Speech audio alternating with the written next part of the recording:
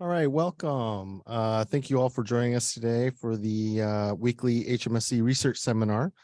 My name is Yi-Chung Chung. I'm the academic program manager here at the Oregon State University's Hatfield Marine Science Center here in Newport, Oregon. I'll be your host for today's talk, as well as Bill Chadwick, who will introduce our speaker. But first, I want to go over some basic logistics. This is a hybrid event with folks attending both on-site and online. Roseanne and Rose are our hybrid support today, so please let them know if you're having any technical issues so she can assist or let those of us on-site know.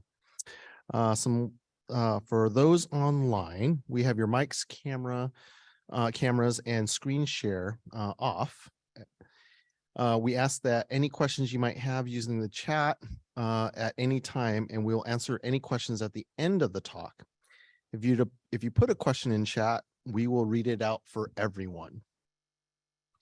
You're also welcome to raise your digital hand at the end of today's talk, and we will be letting you know when it's your turn, and we'll help to unmute your mic. For those in the room, if you have not already, please make sure you sign in. There's a sign-in sheet out front. If not, sign in on your way out, please, and grab an extra cookie.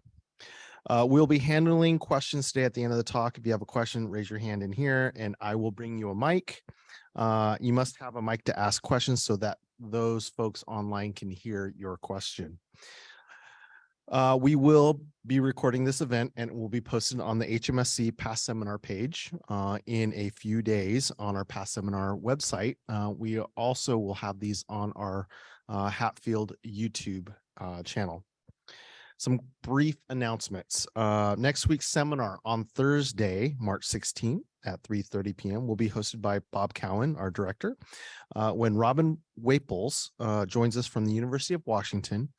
And Robin will be talking about On the Shoulders of Giants, underappreciated studies in salmon biology with lasting influence. And then 2 dates that I would bring to your attention, our next Science on Tap at 6 p.m. on March 23rd. When Josh Stewart with the Marine Mammal Institute here at HMSC will be talking about how modern human impacts prevent the recovery of endangered whales. Our second event, the HMSC Marine Science Day, which will be on site this year, Saturday, April 8th from 10 to 4. I encourage you to attend both of those events. So today's speaker was invited by Bill Chadwick, a longtime geologist here at HMSC. So I'll hand this to him to introduce today's speaker. All righty. So today's seminar is the second in a geology doubleheader, and it's nice to see so many geo nerds here in person. So last Thursday, we had a talk from Marley Miller from the University of Oregon, who gave us an overview of the landscapes and geology of the Pacific Northwest in Oregon and Washington. If you missed Marley's talk, you can catch it on the HMSC Past Seminars webpage. Today, we're going to hear more about the local geology and landscapes along the Central Oregon coast from our speaker, Ricky Eade. Ricky's currently a geology graduate student at San Jose State University and is living and conducting fieldwork in Lincoln County right now. Ricky got his undergraduate degree from University of Oregon in geology in 2019. Then he worked for an environmental consulting firm in Portland before starting his graduate work in San Jose. Today, he'll be telling us about backyard basalt volcanic rocks on the Central Oregon coast. Very much, Bill. And thank you all for being here. Definitely appreciate it. So like Bill said, I am a student of San Jose State University. However, I started early in the pandemic, so actually spent very, very little time on campus. And I've been living out here on the coast for coming up on 2 years now. I originally moved here planning to just live here for maybe the summer while I was doing my field work, but just kind of stuck around for the next 2 years because I kind of fell in love with this place. So before I get into the wonderful geology of our local area here on the coast, I first want to give a bit more of an overview of the geologic setting of Oregon. So just very briefly, off the Oregon coast, a few hundred miles, we have a mid-ocean ridge. And mid-ocean ridges are where new oceanic crust is constantly being formed and pushed away from the mid-ocean ridge. In this case, it gets pushed off to the northwest and to the southeast towards us, where it encounters a subduction zone. And you've probably heard of subduction zones in terms of the location where extremely large earthquakes are periodically generated, and something we definitely need to look out for here on the coast. And that subduction zone is what gives us a lot of the unique geology that we have here on the Oregon coast. Another part of the story of all of the volcanic rocks that we have here on the central Oregon coast is something called the Columbia River Basalt. The Columbia River Basalt was a series of massive basaltic volcanic eruptions that first began about 17 million years ago and erupted almost all of their lava by 14 million years ago. These volcanoes were located in the eastern portions of Oregon and Washington and erupted so much lava that it was able to flow all the way across the states into the Pacific Ocean here on the West Coast. And something that's really cool about our area here in Newport is that we're at that very southern end of those lava flows. Specifically in our region, we have two of those lava flows. One of them is the younger Wanapum basalt, erupted around 15.5 million years ago, as well as an older unit, the Grand Ronde basalt, erupted 17 million years ago. And these are both really well exposed up in Depoe Bay. At the time that the lava was erupted and when it encountered the coastline here, it actually encountered the Pacific Ocean and then kept on going for a few kilometers. So all of the lava that we see here on the coast shows evidence of flowing into the ocean, interacting with the seawater before finally solidifying and settling where we can find it today. So how is it that lava that formed beneath the ocean is now exposed above sea level? Well, that takes us back again to our tectonic setting here in Oregon. And here's a cross-sectional view of the subduction zone where the oceanic plate meets the continental plate. When that occurs, the oceanic plate subducts or dives down beneath the continental plate. There's obviously a significant amount of force involved when two tectonic plates encounter each other. And so that generates a lot of friction on the continental plate. This results in the very edge of the continental plate being pushed and crumpled upwards, giving us the Coast Range here and bringing rock units that were formed beneath the ocean up to the surface. So that's also why we can find a lot of shell fossils on the beach in Newport. So again, the lava that was formed beneath the ocean in the past is today brought up above sea level.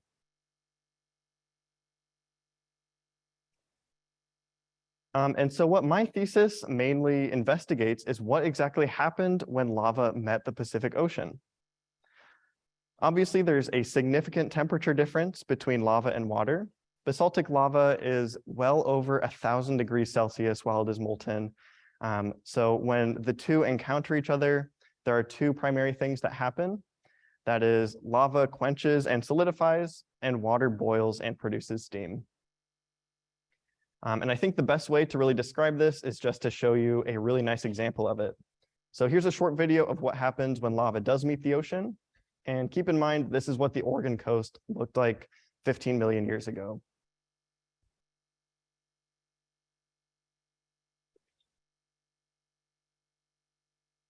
Rivers of liquid rock plunge over the cliffs and into the water flow. This is the front line of the battle between the elements.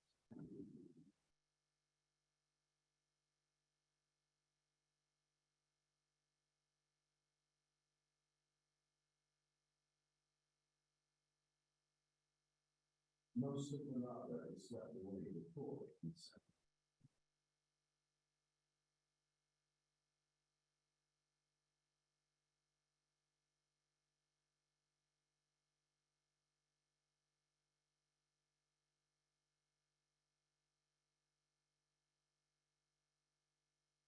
inch by inch, behind the flow.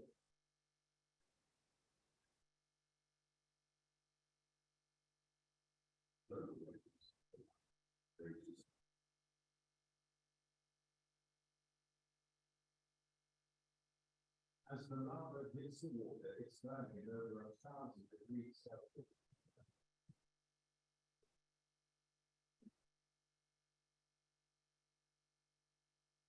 Volcanoes from the deep set its temperature climbs, releasing steam with explosive consequences.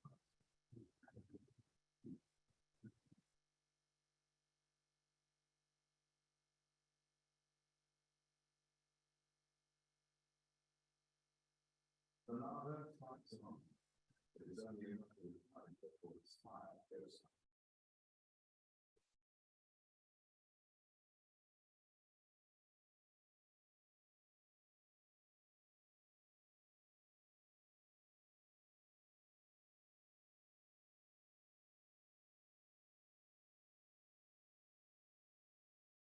The motion attracts attention. But it will be some time before it's ready. I love that video. No matter how much I study this stuff, going back and actually watching the videos just makes all those processes seem impossible to truly understand and quantify. But we still do our best. So what you saw forming in that video was something called pillow lava. Here's a cross-sectional diagram of pillow lava formation. And it forms those kind of round and often tube-shaped forms because the outside of the lava quickly becomes quenched by the water, while the inside remains molten, flowing, and continues to produce new quenched exteriors. Sometimes the interior of the pillow remains molten after the shell has kind of settled into the form that it's going to end up with, leaving the interior molten core to drain away, leaving pillows hollow. And one of the best places to see evidence of ancient pillow lava is in kind of the inner bay of Depoe Bay, just up north. You just have to look over the seawall and you'll see dozens and dozens of cross sections of pillow lava. This is a really, really nice, almost perfectly round cross section of a pillow. You can see there are some cavities on the inside of the pillow that were probably drained of lava and then later filled in by sediment. Something else you might notice in this image is kind of the darker black exterior or rind of the pillow. And that is the quenched exterior where the lava was cooled extremely fast and quenched into volcanic glass when it contacted water. The inside is a little bit more light gray because it remained molten longer than the outside and was able to solidify more slowly, crystallizing and forming crystalline basalt. This pillow here is set in a matrix of altered volcanic glass. So altered volcanic glass has kind of this yellowish tan color, and you'll be seeing a lot of it in my pictures. And also in that matrix is a whole bunch of angular basalt fragments. And so we would call an outcrop like this with angular fragments embedded in it a breccia.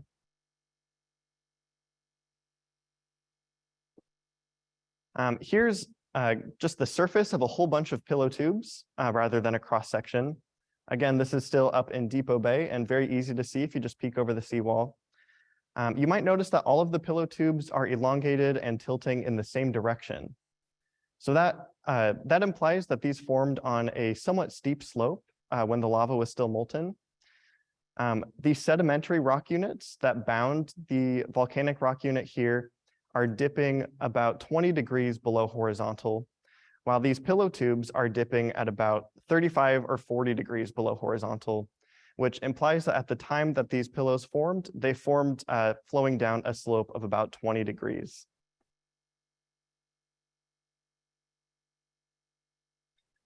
Here's another really cool cross-section of a couple pillows. The one on the left has more of that classic, round, really nice pillow shape, while the one on the right is more ragged and irregular. But something that really caught my eye with these two is this really thin arm that connects them. I'm imagining that one pillow probably fed the other one. And you can see even this really thin arm that's probably 6 centimeters thick or less still has those narrow quenched rims, while the interior remained molten and was able to provide lava from one to the other.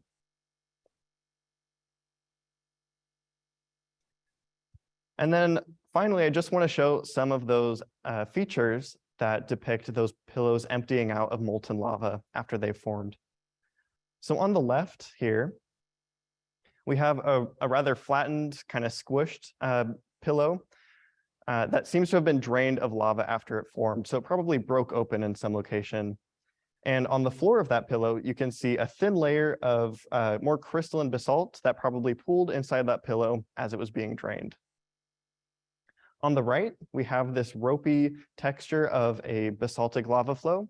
And its texture is actually called a pahoehoe texture, which is a Hawaiian word for those very smooth, ropey lava flow textures that occur when lava is flowing very slowly over a steep slope and beginning to solidify as it's flowing. So the formation of pillow lava is a dominantly effusive, meaning non-explosive process. Obviously, there is some explosivity associated with it, as you saw in that video, but I see evidence of a lot more explosivity out here on the coast as well in the formation of these breccia deposits. And that's actually a little bit unusual considering we are over 300 miles away from the volcanoes that erupted this lava. Typically, explosivity in volcanism occurs during the eruption itself. As magma rises up to Earth's surface, there are gases dissolved in the magma that start to exsolve because the magma experiences less and less pressure as it rises. So as the magma gets closer to Earth's surface, carbon dioxide and water will begin to exsolve from it, creating bubbles that keep growing bigger and bigger as the magma nears the Earth's surface before finally rapidly expanding, coalescing with each other, and tearing that body of magma apart, ejecting it in a violent eruption. However, I still see evidence of a very violent explosion and probably a series of very violent explosions out here on the coast, 300 miles away from these volcanoes.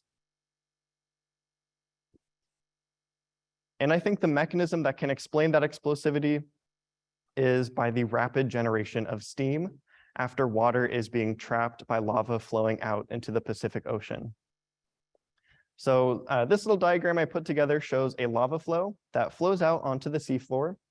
The exterior of the lava flow gets a cooled, quenched, glassy rind, while the interior remains molten.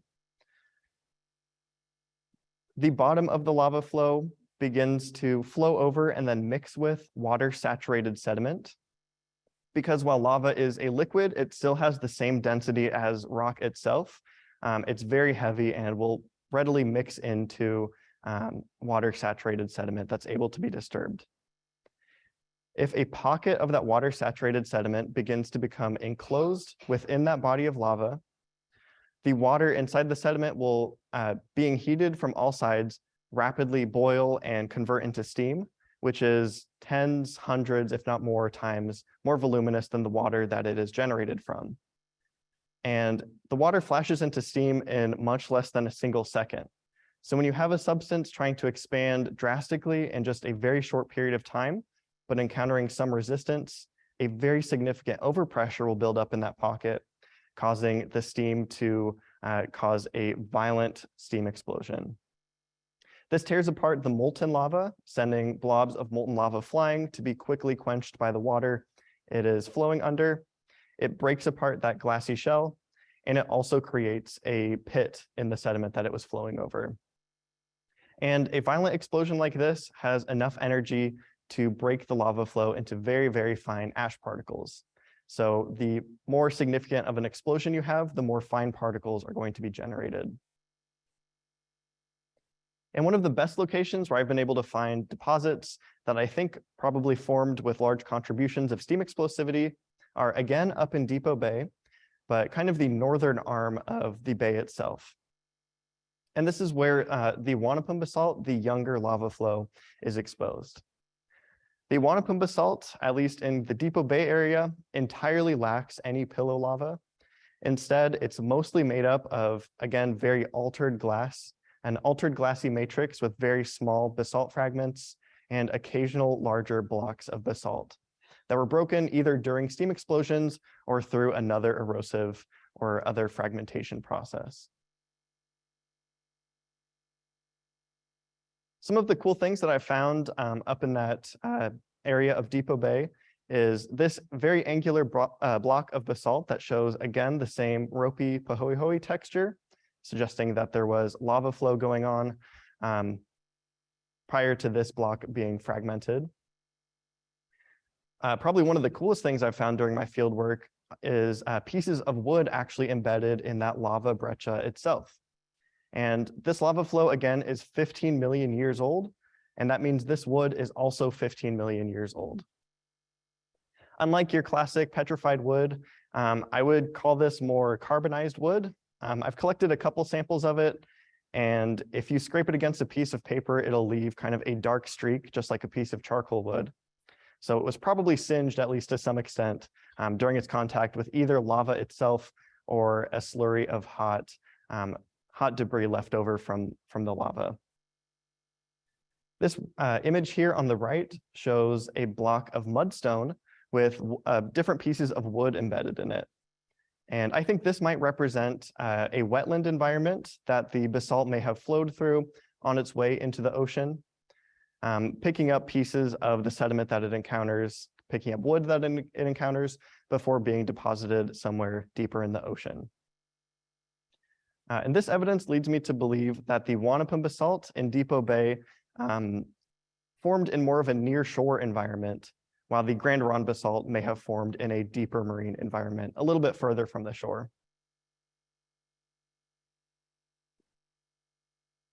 So I want to talk about some more features of lava flows that encounter water-saturated sediment.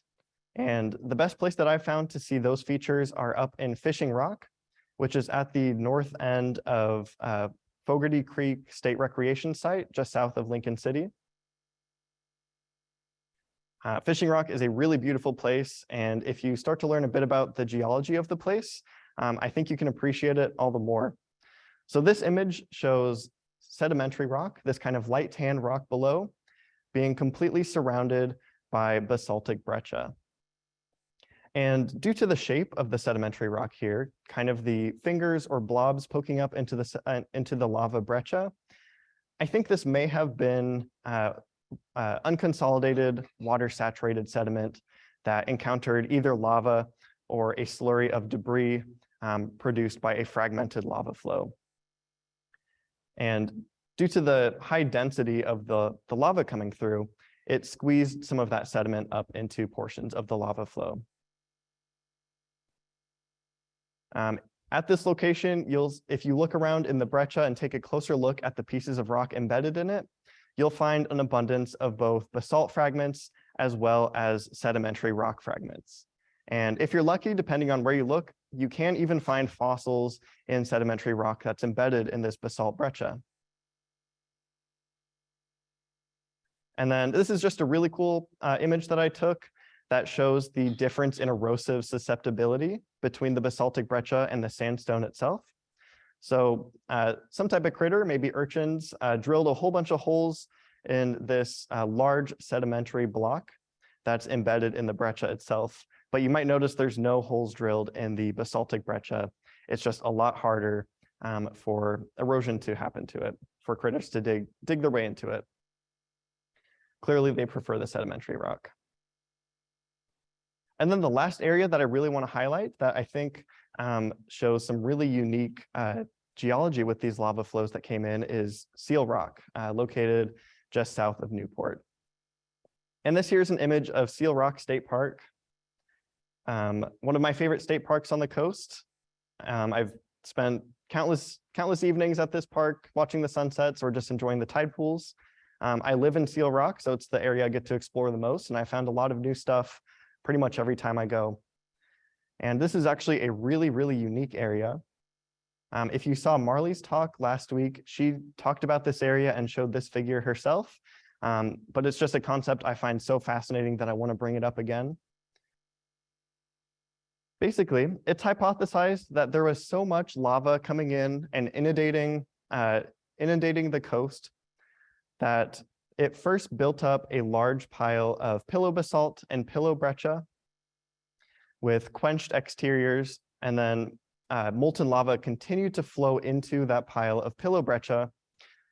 And for some of that lava, the easiest way that it was able to continue traveling was to burrow its way down into existing sedimentary rocks. And you have to remember that there's just a ton of lava. Like, it flowed all the way from the east portion of Oregon. It flowed 300 miles. So there's a lot of lava that wants to keep coming in. It builds up a whole bunch of pressure on the lava that's already burrowing its way down into the ground, giving it enough force to continue to burrow under the ground and actually build secondary magma chambers out here on the coast. And I think one of the reasons this concept is really fascinating to me is because it's almost like the lava itself is trying to trick us geologists into thinking that the volcanoes were actually just local volcanoes out here on the coast. And for a long time, people did think that all of the lava erupted right out here.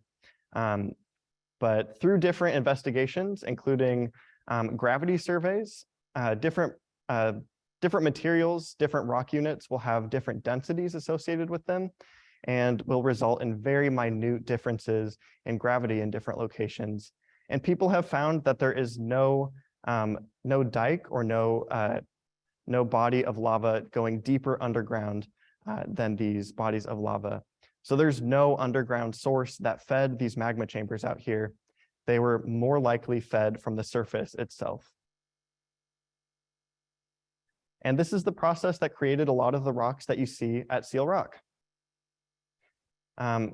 This is an image that I took right on the beach at Seal Rock State Park. It shows a very narrow body of intrusive lava called a dike. And a dike is basically a very thin and more vertically elongated body of lava that is formed underground. Here's Elephant Rock, also pretty much the first thing you see when you go to that state park. This also is thought to have formed underground. And this is actually part of what is called a sill. So while a dike is a vertical narrow body of basalt, a sill is more of a horizontal body of basalt. So I'm sure Elephant Rock has been extensively weathered and was probably part of a much larger continuous body of lava, but obviously continued erosion by the waves have reduced it to the still large and impressive body that we see today. And one of the reasons that we know this was a sill rather than a dike is by looking at the basalt columns. You might notice a series of vertical lines on Elephant Rock here. This is a pattern known as columnar basalt. And columnar basalt forms when a large body of basalt is left to cool slowly. The lava will contract slightly as it cools and solidifies, leaving these columns. And these columns form perpendicular to the direction of cooling. So that means that Elephant Rock was more narrow from the top and the bottom than it was on either side. So it started cooling from up here and down here, forming these columns that made their way towards the center. Seal Rock also shows some excellent evidence of sediment and lava interaction. In this case, the lava more likely encountered some already lithified, meaning more solidified sedimentary rock. Here, this is the Yaquina Formation that the lava is overlying. This is just a very nice, neat contact between the two, but in some locations, you can also see some really cool mixtures between lava and sediment, where just very narrow strands of lava probably forced their way through what was initially cracks in the sedimentary rock itself, and other places where it seems like there was a little bit more ductile or fluid mixture between the two.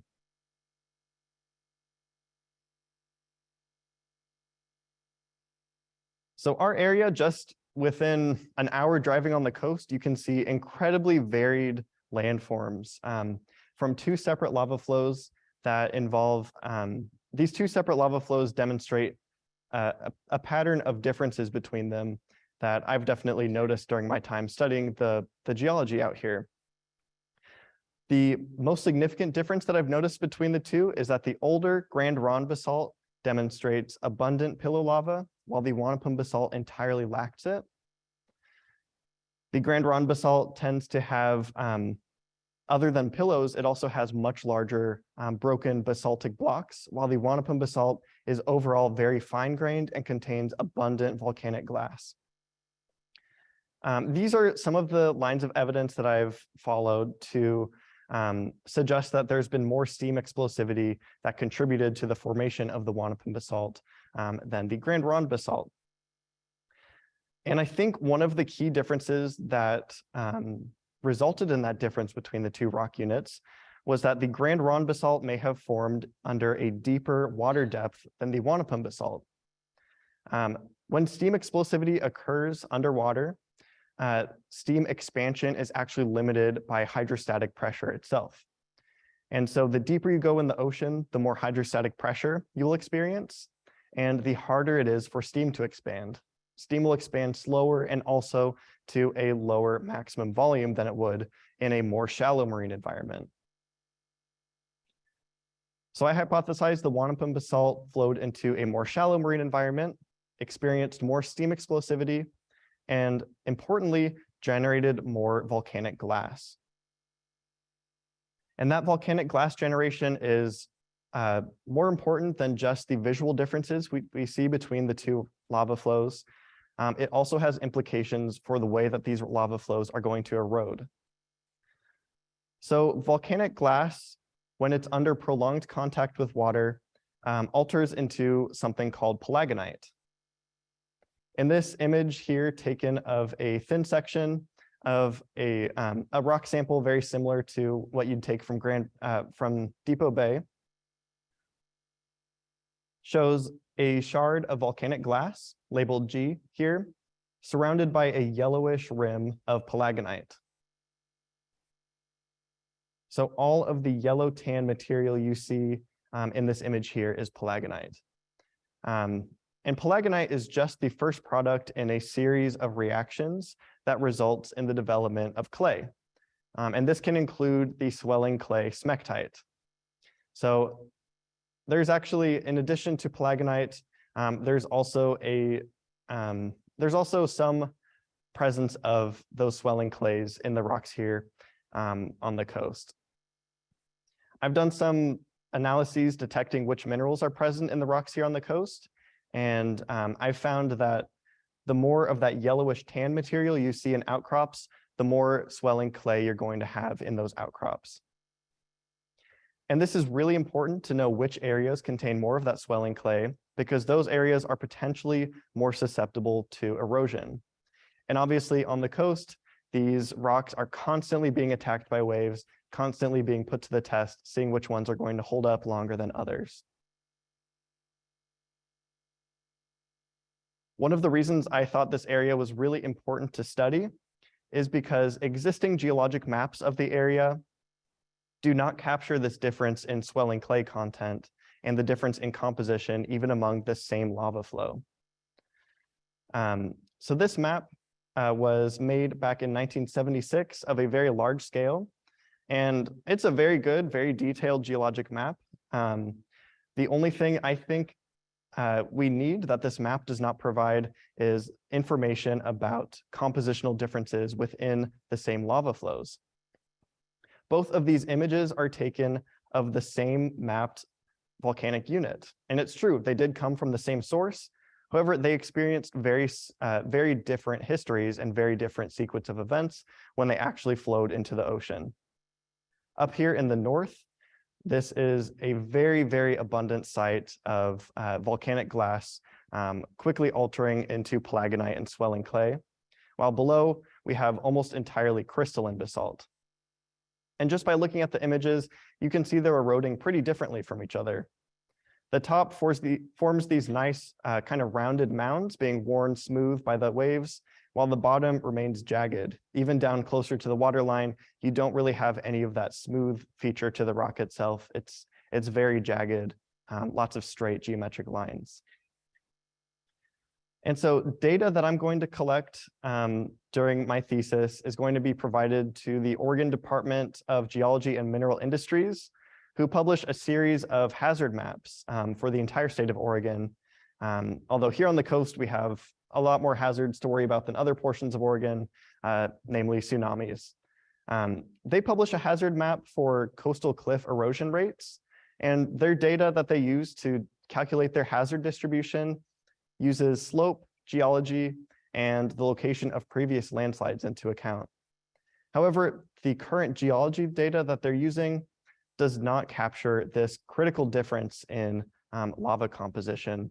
And so what I'm going to do is remap the coastal volcanic rock units and split them up into different units based on their composition, specifically based on their glass content, and create just kind of a preliminary relative erosional susceptibility strictly based on that glass content.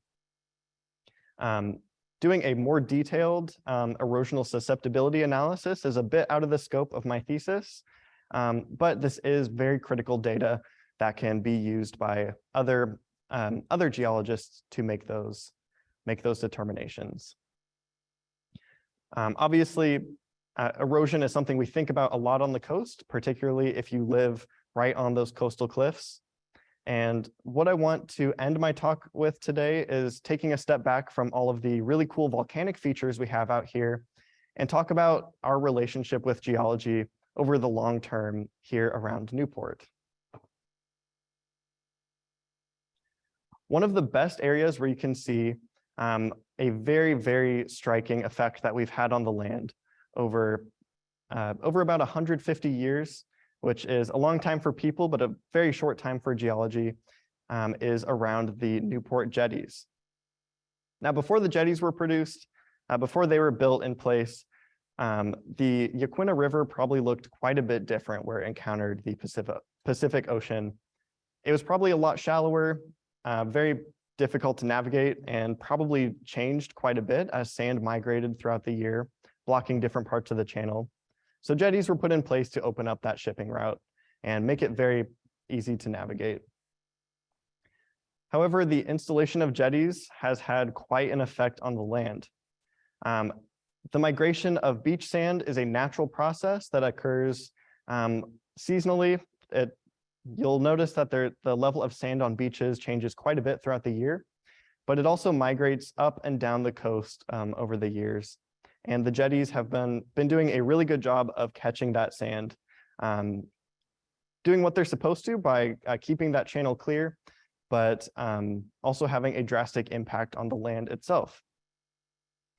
And if you look at these images, you might notice that the sand, particularly by South Jetty, is encroaching further and further out to the west. And I find the best way to track the difference in time and the growth of the land in this area is not necessarily by looking at the sand water boundary, but by looking how far up the vegetation goes along the coast. It goes back almost as far as the bridge back in 1954. Today in 2019, it's quite a bit further than it started. And the oldest map that I've been able to find of the coastline around the area with the jetties was a survey done in 1868 before the jetties were installed, showing the coastline there with this solid line. Next, this dashed line here shows the position of the coastline in 1995, and both are overlaid on imagery from 2019. Obviously, you can tell that land has been added to in this area, but I did the math, and it actually extended the land out by almost 3/4 of a mile and added actually 211 acres onto South Beach itself. It actually encompasses pretty nicely just the entire South Beach State Park there was all added land that was just captured by the jetties as sand migrated after they were installed. So that's more of a constructive effect that humans have had on the land. Now I want to look at one that's a lot more destructive. And I'm going to be talking next about Jump Off Joe, which I'm sure many of you are familiar with. It's known as the location with the highest erosion rate on the Oregon coast. And it's a sandstone promontory that sticks out on the beach just north of the Nye Beach turnaround. It actually used to refer to this really beautiful sea arch that jutted out on the beach, but has actually quickly eroded away over time. Today, you can still see some very small boulders that stick out of the sand when the sand levels drop really low. But the arch collapsed around 100 years ago and has since just eroded away more and more with each passing year. So the original position of the arch is located a bit north of what we call Jump Off Joe today. Today, Jump Off Joe refers to this sandstone promontory where you might still see ruins of a condominium that was built back in the 80s. Jump Off Joe itself, as well as the area surrounding Jump Off Joe, has experienced many landslides over time. Each of these lines here shows the coastline at a specific time, as well as the location of landslides that have taken place in the area. The most notable landslide in recent history that affected many, many people occurred back in 1942. This entire area here, all of those black dots being houses, were affected by a massive landslide that involved 15 acres and 15 houses. Back in 1942, an entire block of the land slid down those sea cliffs out onto the beach. It destroyed many houses, but some of those houses actually survived the landslide, and people continued to live in them for over 20 years after the landslide occurred, up until erosion continued to bring those sea cliffs closer and closer to their houses when they had to be demolished. These are some more photos of the destruction caused by that landslide. Some beautiful houses were destroyed, but this is just an inevitable process if you do build your house on, kind of weak sedimentary sandstone cliffs. Next, a condo was actually built on Jump Off Joe itself back in 1982. It was built adjacent to two major landslides, the one I just talked about, which is immediately south of what we call Jump Off Joe today, and other landslides to the north that drastically reduced the amount of land we have up there. And again, despite this area having the highest average erosion rate on the coast of 7 feet per year, a geologist actually signed off on the project and said it would be okay to build in this area. And then probably my favorite quote that I've come across during my research of the area is by a Newport city planner talking about the construction on Jump Off Joe. She says, if a person meets all the requirements and goes through the steps, they are issued a building permit. We have no discretionary authority to deny a permit based on gut feeling or knowing it's not good sense. However, the people that lived in that neighborhood did know that it was not a great idea to build in that location. People actually started putting up signs in their house warning people against buying property in that condo. Nevertheless, it was built. The exterior was finished in 1982, but the interior was never actually finished because within just years after the exterior was built, it started to crumble. You can see in this image on the right side of the structure is already beginning to slump as the land begins to drop away. The image on the left shows a closer up view of that area. The foundation is already sinking, causing stress on the structure, which caused these windows to shatter. And the condos built in 1982 were demolished in 1985. You can still see the remnants of it today. If you go, you can see them either from the beach or you can drive right up to them. They creep further and further towards the shore each year. They disappear a little bit more and more each year. And one day there probably won't be anything that we can point to and call Jump Off Joe. And that concludes my talk. Thank you so much for coming, and I'm happy to answer questions that anyone has.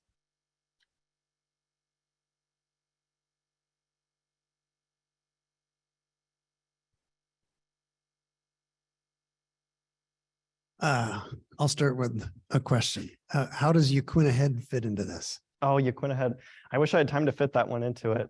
Yaquina Head is actually thought to be a lava delta. So just like a river delta, That's where lava builds kind of a platform as it flows out into the water, starting to build pillow basalt under the water, but eventually building up to the surface and allowing surface flows to get further and further out into the ocean. And is it part of those two flows or different? Yes, the Yaquina Head is part of the younger Wanapum basalt. All right. Yep. Oh, I'm supposed to run with the microphone. What about Cape Lookout? It's, just a bit further up north. That one's outside of my study area. I'm not entirely sure, but if it's up to the north, it's probably part of the Columbia River basalt. Seal Rock is the very southernmost outcropping of the Columbia River basalt, but a lot of the those volcanic headlands and cliffs you see north of Seal Rock are part of the Columbia River basalt. So I'm not sure specifically, but it probably is. And something we discussed last week, but kind of a neat part of the story is that the way those Columbia River basalts got to the coast was they crossed the Coast Range before the Coast Range was there. So lava came from eastern Washington and Oregon, flooded the Willamette Valley, flowed directly to the coast before the Coast Range Mountains were there, because this was 15 odd million years ago. But yeah, that was a kind of a head scratcher for a while. How did they get there? Okay, other questions? Okay, here we go.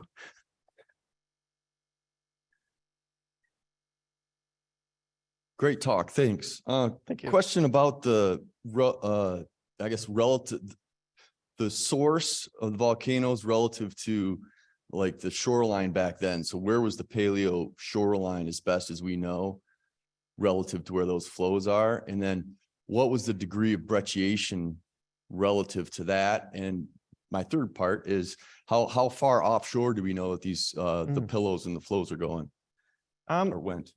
The relative shoreline is a little bit difficult to kind of put back together. However, the fact that Yaquina Head is thought to represent a lava delta suggests that the shoreline is actually fairly close to where it is today. And this is pretty much a coincidence. 15 million years is kind of a long time, even in geologic time itself. The land itself has risen a lot since then. The relative sea level has risen and fallen many, many times since then. But it seems like it's actually not too different from where it is today. I would imagine a little bit further inland, because a lot of the basalt is flowing over deeper marine sedimentary rock. But it does seem like at least portions of the coast, maybe here in Newport, specifically where Yaquina Head is, the water level would have probably just been a little bit inland of where it is today. And then with the degree of brecciation, it seems like the highest degree of brecciation that you see is really close to the shoreline, so in the shallow water itself, where steam explosivity is kind of at its peak. There's not very much water pressure suppressing steam expansion, so lava is able to kind of fragment apart a little bit more violently in shallow water.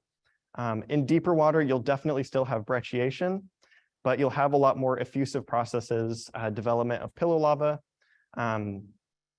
You'll have a little bit more continuous bodies of basalt with those, with the pillow lava itself, but they're still like 50% breccia in with the pillows. And then how far offshore? I have heard that the Grand Ronde basalt has been found, I don't remember exactly where, but like a few miles offshore and quite deep. They had to drill to it, I believe. So it does extend out a bit further, but I haven't looked into that specifically very much.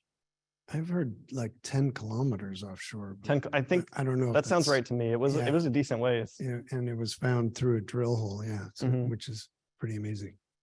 Other questions? Okay, let's go online. Okay, what conditions at Jump Off Joe cause it to be the highest erosion zone on the Oregon coast? So there's a couple contributing factors. I've focused a bit more on the basalt, so I'm not an expert in this, but from what I've read, the sedimentary rock units around the Jump Off Joe area are dipping, so they're all tilted to the west. And when you have groundwater flowing through rock layers like that, it will tend to flow into contacts between individual layers in the sedimentary rock there. So it will flow along those layers that are dipping down to the south. So the rock units are kind of tilting to the west. They want to slide down along those wet contacts down to the south. Also, so they're being, they're tilted down towards the west where they're also being attacked by wave action. So wave action is a constant erosive force. In the winter, waves are able to come up and hit the cliffs themselves.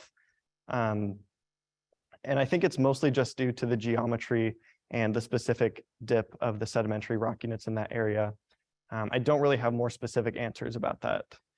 Plus I'm more of a lava guy. It had, landslides to the south and to the north, so that whole area was already very unstable. That's right. Another question online?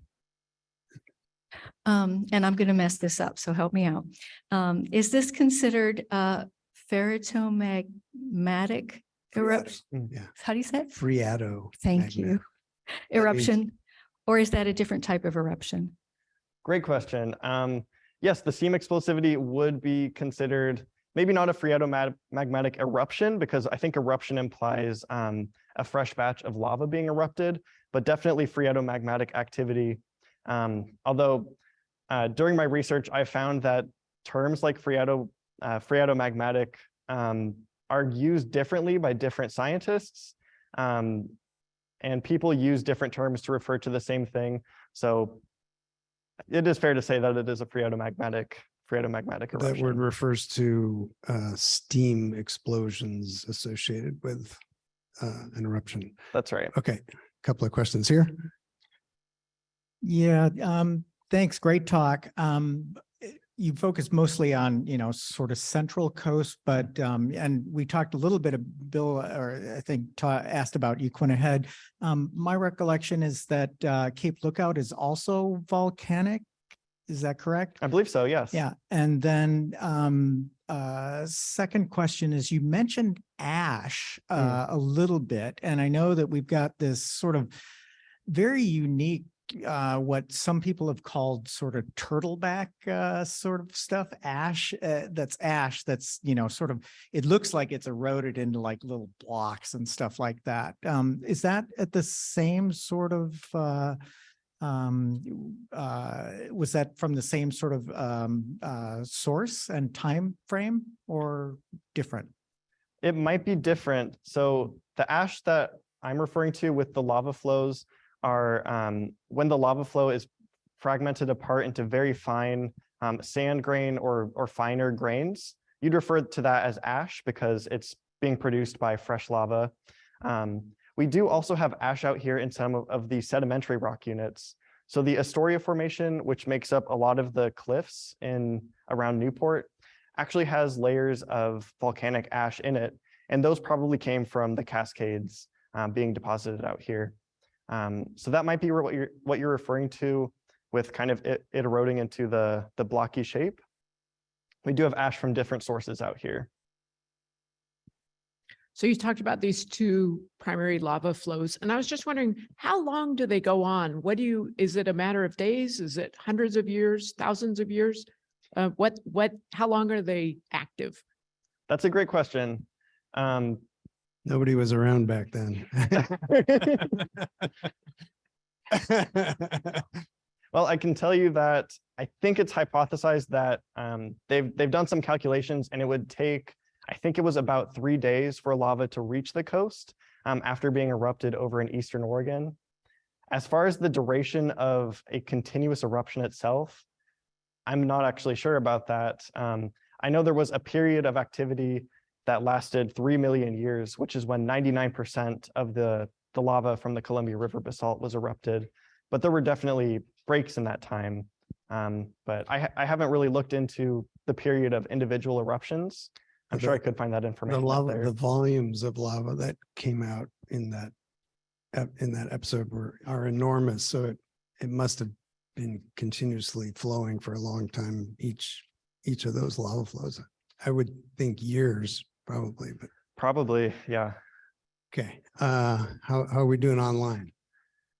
Okay, So by what mechanism do lavas flow? Wait a minute, sorry, let me start again. By what mechanism do lava flows burrow underground? Do they burrow underground? Essentially, so lava is very heavy and very dense. It has the same density as the rock itself, virtually the same density as the rock itself. And so if it encounters unconsolidated sediment, it's able to just kind of burrow into it because unconsolidated sediment, lava have, relatively similar densities to each other. But if that unconsolidated sediment is also water saturated, it's going to be a little bit less dense than the lava, and it will be able to find its way underground there. Also, you just have more lava continuously pouring in behind the lava that's already come into the coast. So if it does make any headway into going underground, you have more and more lava coming in, just building up pressure to lava that may be confined somewhere. And in some cases, the easiest path for that lava to take was to burrow underground. And it does seem to have actually gone beyond unconsolidated sediment and actually burrowed its way into lithified sedimentary rock layers.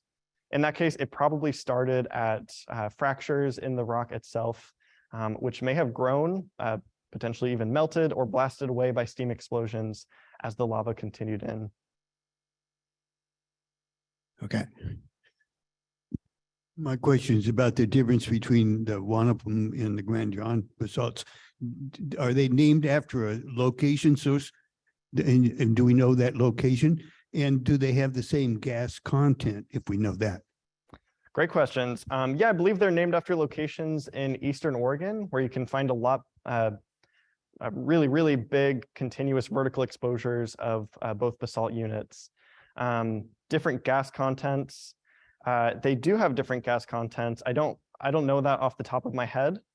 I can tell you that one of the ways you can distinguish which one you're looking at out here is the Wanapum basalt has visible feldspar phenocrysts. So it has large, usually rectangular crystals in the basalt, while the Grand Ronde basalt doesn't have any crystals in the basalt itself. Right, so there's little differences in chemistry between the flows too. Okay.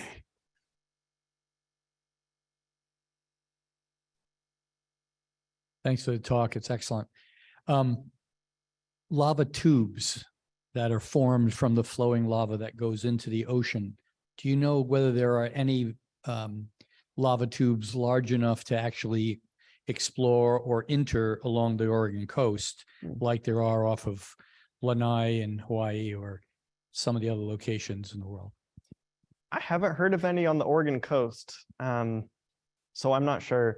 I think it would be difficult for it to form underwater like that, just to have a large enough quenched exterior for, yeah, I think pillow tubes just tend to be a lot smaller than something you could actually walk through. There may be, I just haven't heard of any specifically on the coast. Okay.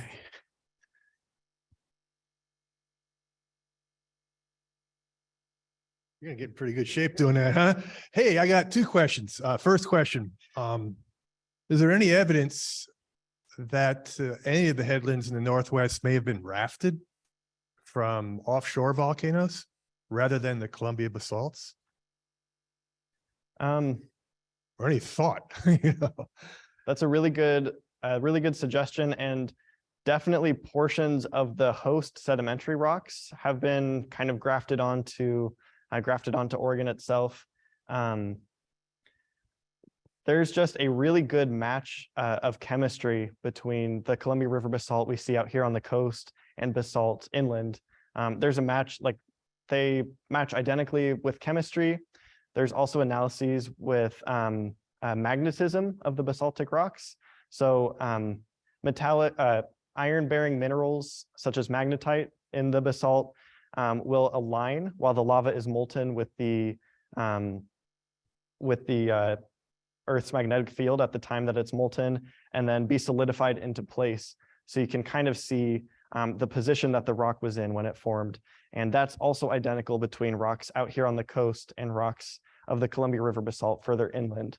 So if they are separate volcanoes and come from separate eruptions, they would have had to have had the same source down deeper underground. They would have had to come from the same magma reserve underground and had to have erupted at almost exactly the same time. So it just makes a little bit more sense that they are parts of lava flows that started over further east. But people did used to think that they were separate eruptions out here on the coast. Okay, thanks. And a question too. Old school theory was that, what's going on between the Willamette Valley and the coast, and there's a big break there. Is there anything been found either subsurface or on the surface, Columbia River basalts, to support empirically that, yeah, it's the same stuff, and here's where it was, That's a great question, a great point, and that's kind of the reason why that was not the first hypothesis when people started researching the basalt out here.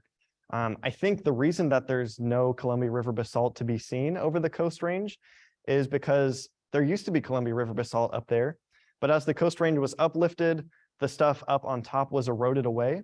So any Columbia River basalt that would have been there between the valley and the coast here has since been eroded away.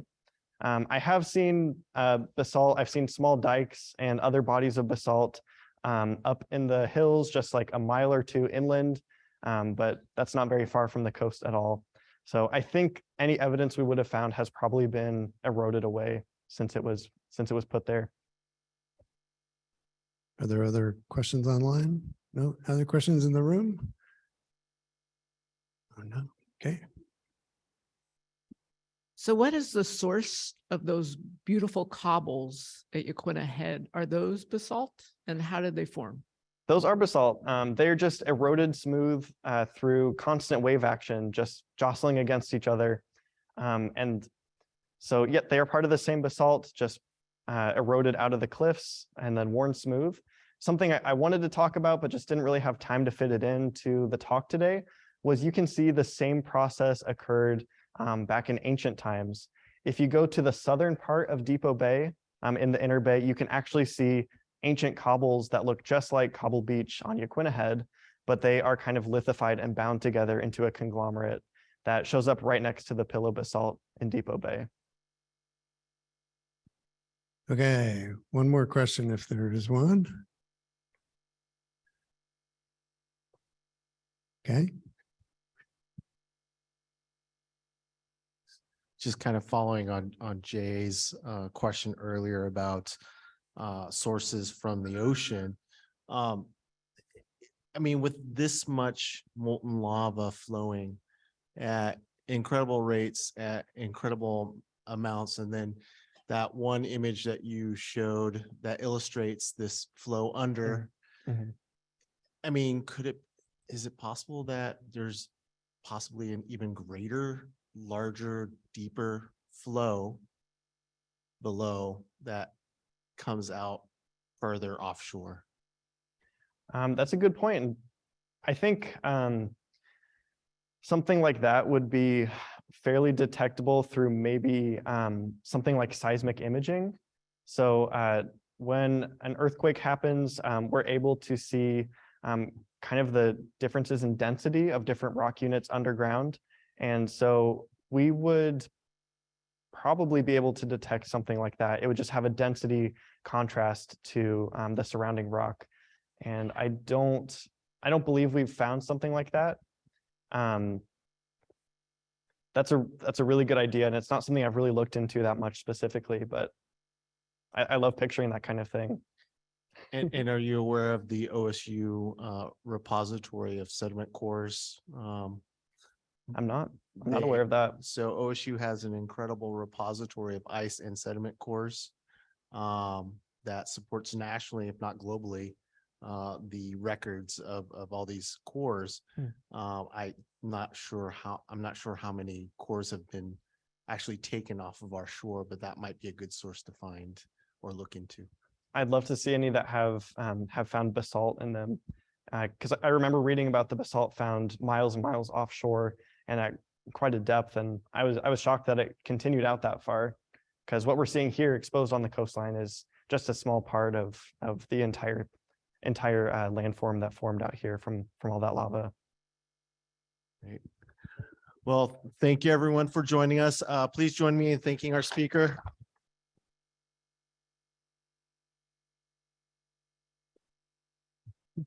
And again, this is recorded, so if you want to share this presentation online, please do. And please sign in on your way out and grab a cookie. Thank you. Thank you.